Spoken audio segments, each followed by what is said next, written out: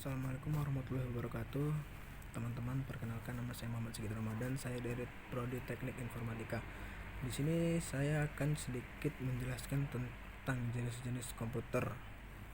Ya, sebelum kita memasuki apa itu jenis-jenis komputer, alangkah baiknya kita akan mengetahui pengertian dari komputer itu sendiri. Nah, pengertian komputer itu adalah mungkin sebagian dari kita sudah paham seluk-beluk komputer, namun sebagian lain lagi masih ada yang awam dengan apa itu komputer. Nah, pengertian komputer adalah suatu alat atau perangkat elektronik yang sangat berguna dalam proses pengolahan data sesuai dengan prosedur yang telah dirumuskan sebelumnya. Dengan menggunakan komputer, maka hasil informasi yang didapat bisa lebih cepat, praktis, dan manfaat bagi penggunanya.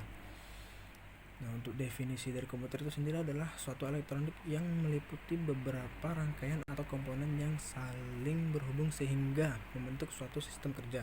Oke. Jadi sistem yang ada pada komputer tersebut dapat melakukan pekerjaan secara otomatis sehingga dapat menghasilkan informasi yang sesuai dengan data dan pemrograman yang ada.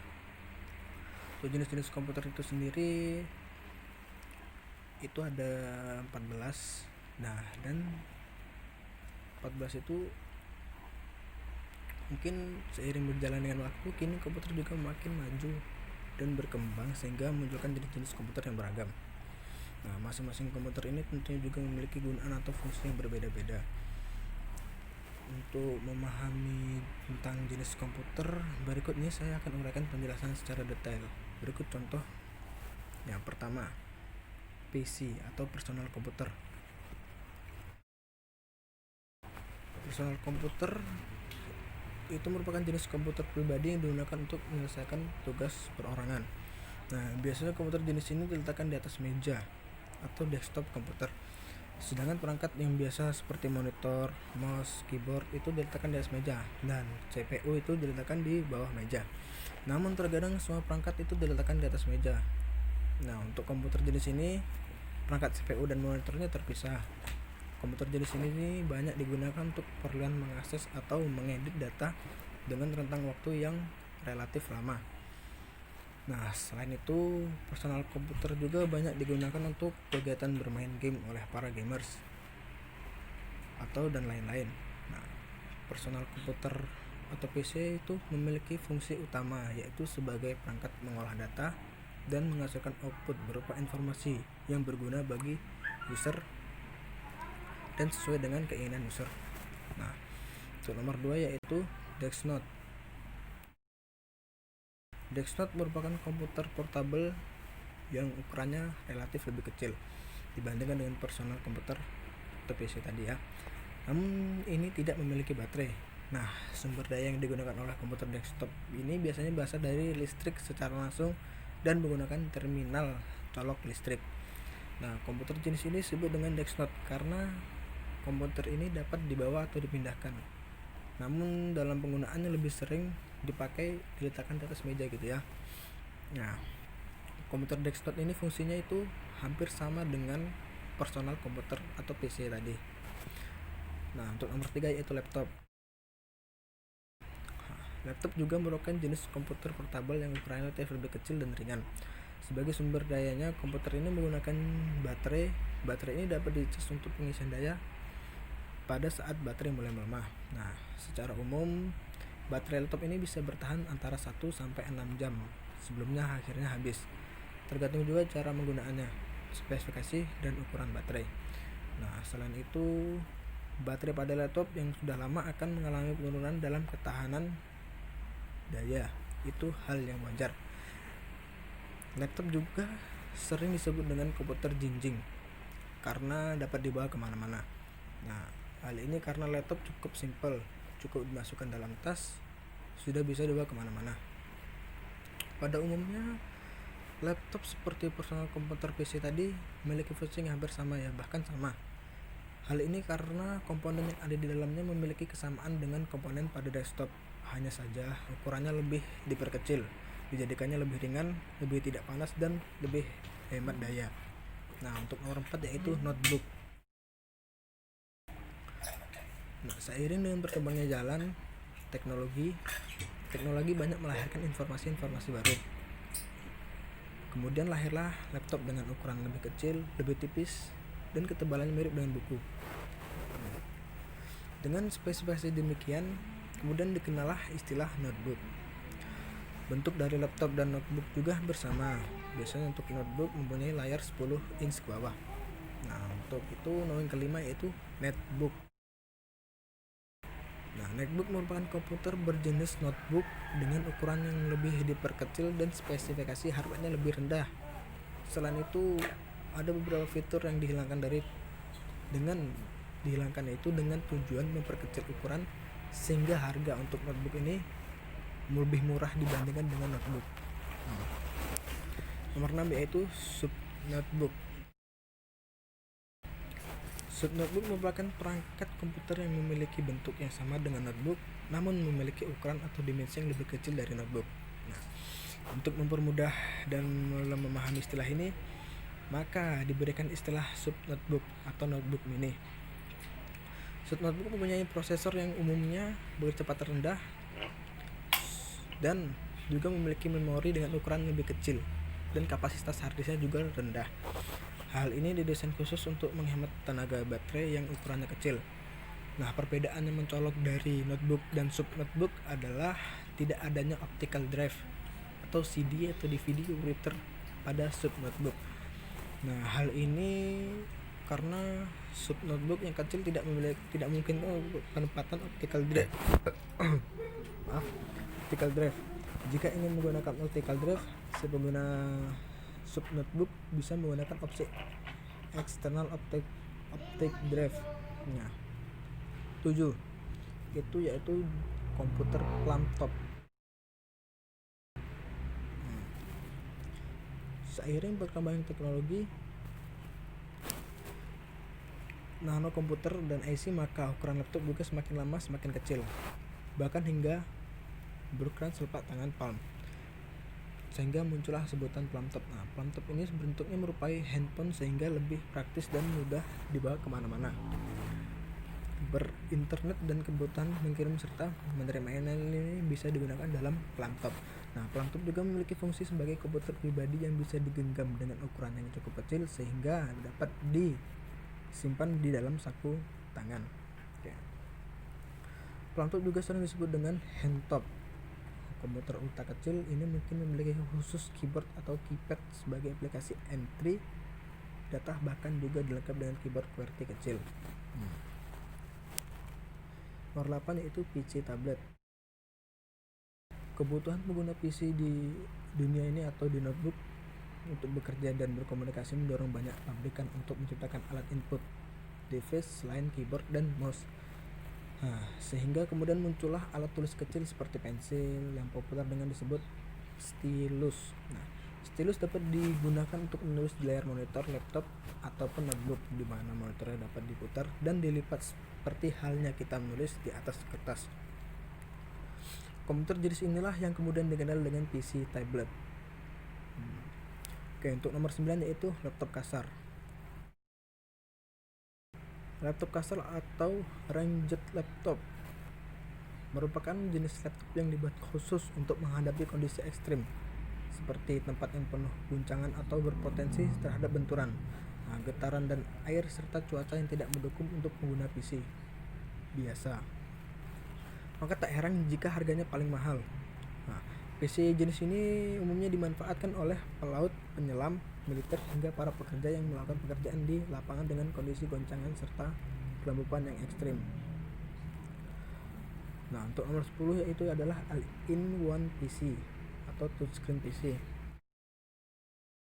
Nah, all-in-one PC atau touchscreen PC ini merupakan jenis komputer di mana motherboard, prosesor, memori, dan komponen komputer lainnya bersatu dengan monitor.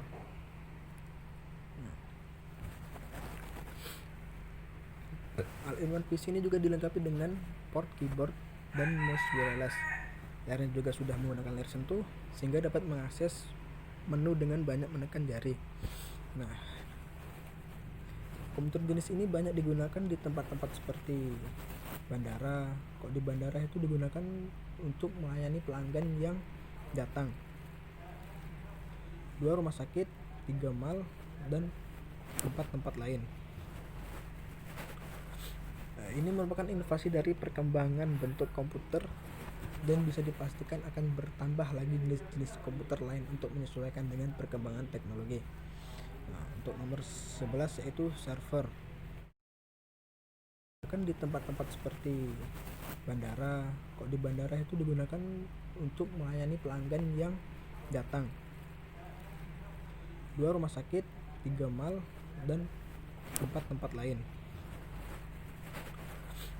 Ini merupakan inovasi dari perkembangan bentuk komputer dan bisa dipastikan akan bertambah lagi jenis-jenis komputer lain untuk menyesuaikan dengan perkembangan teknologi. Untuk nomor 11 yaitu server. Server ini merupakan jenis komputer fisik yang dirancang untuk menangani satu service atau yang lebih diminta oleh program aktif komputer lain dalam lingkup satu jaringan.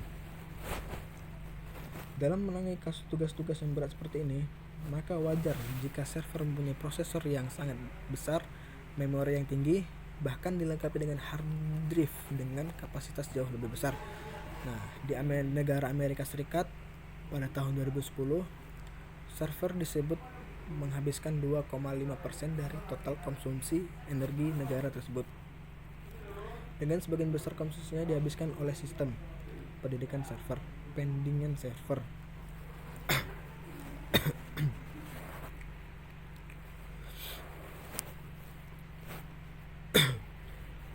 Untuk nomor 12 yaitu mainframe.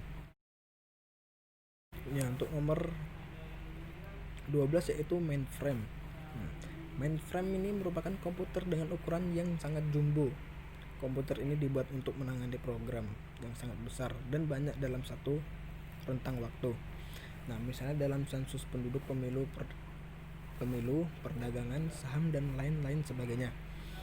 Mainframe ini berjalan dengan sejumlah mesin virtual yang berarti tidak hanya beroperasi pada sebuah komputer tunggal saja. Untuk itu, mainframe dapat menggantikan puluhan hingga ratusan server. Mainframe berfungsi sebagai komputer yang dengan sistem operasinya mampu menyimpan dan mengakses library rutin dengan skala besar. Hal ini terjadi karena komputer ini didukung oleh puluhan bahasa programan yang berbeda dan bertindak mengawasi lalu lintas pada saat beberapa program mencoba mengakses basis data secara bersamaan. Kemudian juga dipusatkan pada pusat data.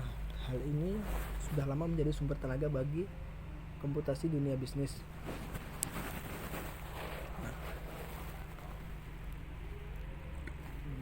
Untuk contoh-contohnya, contoh komputer mainframe yaitu adalah IBM System 360 itu yang pertama, yang kedua yaitu sistem IBM 390, dan yang ketiga yaitu Cray 1 yang berasal dari Cray Research. Untuk yang keempat yaitu Honeywell, Bull DPS-7, dan lain sebagainya. Untuk yang nomor 13 ya ini adalah superkomputer. Superkomputer. Jika mainframe mampu berjalan pada beberapa fungsi di beberapa server, maka superkomputer adalah mainframe dengan daya proses paling kuat. Hal ini memungkinkan superkomputer mampu mengerjakan banyak komputasi rutin yang memerlukan waktu yang tidak sedikit. Untuk umumnya superkomputer terdiri dari beberapa komputer dengan kinerja yang tinggi sehingga mampu bekerja dalam waktu yang dan juga sistem dengan sistem paralel. Saat ini superkomputer tercepat di dunia hanya dimiliki oleh National Supercomputing Center in Beijing, China. Komputer ini konon mempunyai kecepatan hingga 1,4 kali lebih cepat dari superkomputer sebelumnya, yaitu Jaguar Cray XT5. Superkomputer memiliki fungsi untuk tugas perhitungan intensif seperti 1.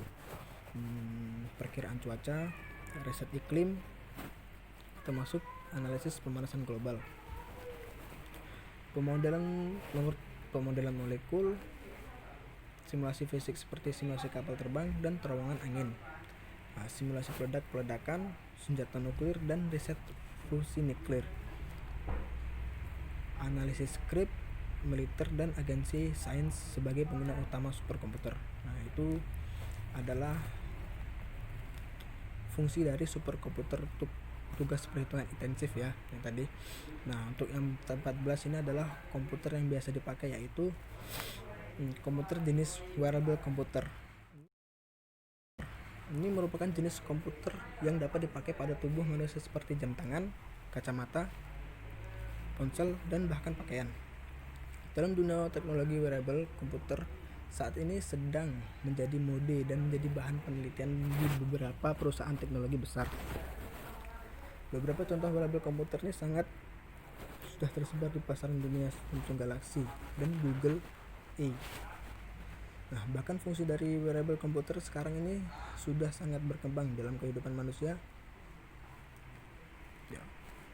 Bahkan hingga di bidang olahraga seperti sepak bola juga sudah memanfaatkan teknologi wearable komputer dengan menciptakan goal line teknologi atau teknologi garis gawang. Nah, berikut tadi adalah beberapa jenis-jenis komputer yang bisa saya sampaikan ya. Jadi kesimpulannya adalah komputer adalah perangkat elektronik yang saling berhubungan dan yang manfaatnya dalam memproses data dan pengolahan data itu sudah prosedur yang telah dirumuskan sebelumnya. Nah, komputer juga banyak mengalami perkembangan sejak era Perang Dunia hingga sekarang, baik dari segi tampilan, ukuran, dan kecepatan hingga kapasitasnya. Nah, mungkin cukup demikian pembahasan saya tentang jenis komputer yang bisa saya share di sini bersama kalian. Dan jika ada informasi yang penting saya lewatkan, tolong ingatkan saya ya. Nah, maaf jika ini agak grogi, soalnya ini baru pertama kali saya membuat video vlog seperti ini. Saya akhiri. Wassalamualaikum warahmatullahi wabarakatuh.